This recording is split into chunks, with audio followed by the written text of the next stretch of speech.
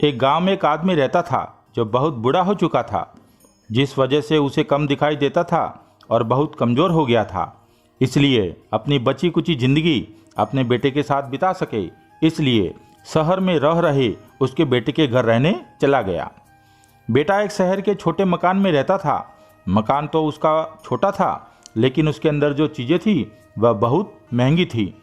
उस मकान में बेटा, उसकी पत्नी और उनका एक 5 साल का बच्चा, यह छोटा सा परिवार साथ मिलकर रहता था।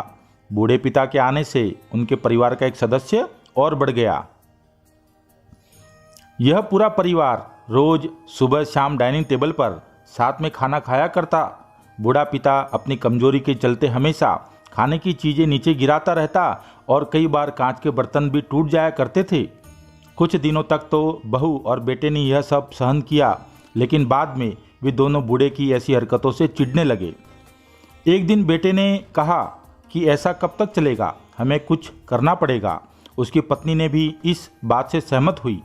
अगले दिन बेटा कहीं से एक पुराना मेज लेकर आया और घर के एक कोने में उसे लगा दिया और अपने पिताजी से कहा कि आप यहीं पर बैठ कर खाना खा लिया कीजिएगा। उन्होंने एक लकड़ी का बर्तन भी बनवाया जिसमें वे अपने बूढ़े बाप को खाना देने लगे। अपने कांच के कीमती बर्तन बचाने के लिए अपने बूढ़े बाप को लकड़ी के बर्तन में खाना देने में उन्हें जरा भी शर्म नहीं आई।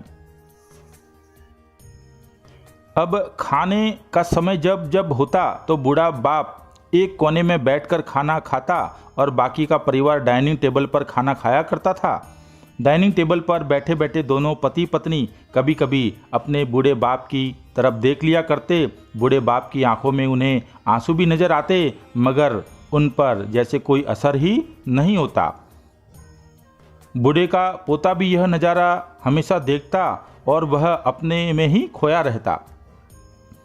एक दिन जब पति पत्नी डाइनिंग टेबल पर बैठकर खाना खा रहे थे, तब उनका बच्चा जमीन पर बैठकर कुछ कर रहा था। उन दोनों ने बच्चे के हाथ में लकड़ी का टुकड़ा देखा, लेकिन उन्हें कुछ समझ में नहीं आया कि बच्चा लकड़ी के टुकड़े के साथ क्या कर रहा है। जब पिता ने उससे पूछा कि बेटा आओ खाना खा लो, तुम नीचे बैठकर क्या कर रहे हो, तब बच्चे ने भोलेपन से कहा, अरे मम्मी पापा, मैं आप दोनों के लिए लकड़ी का बर्तन बना रहा हूँ ताकि आप लोगों को जब आप बूढ़े हो जाओ तो मैं लकड़ी के बर्तन में खाना दे सकूँ। अपने नादान बेटे द्वारा की गई यह सहज बात दोनों के दिल में तीर की तरह उतर गई। दोनों एक दूसरे का चेहरा निहारने लगे। बिना कुछ कहे ही दोनों की आंखों में पानी आ गया और उन्हें अपने भविष्य की किताब अपनी आंखों के सामने खुलती हुई नजर आई। उन्हें समझने में ज़्यादा देर नहीं लगी कि अब उन्हें आगे क्या करना पड़ेगा। अगले दिन कमरे के कोने से वह पुराना मेज हट गया और अब बूढ़ा पिता और बाकी का परिवार साथ में मिलकर फिर से खाना खाने लगे। बूढ़े पिता की कमजोरी की वजह से हो रही गलतियां भी अब किसी को नहीं चिढ़ाती थी। यह कहानी आपको कैसी लगी कमेंट करके ज़रूर बताइएगा। Thank you for watching.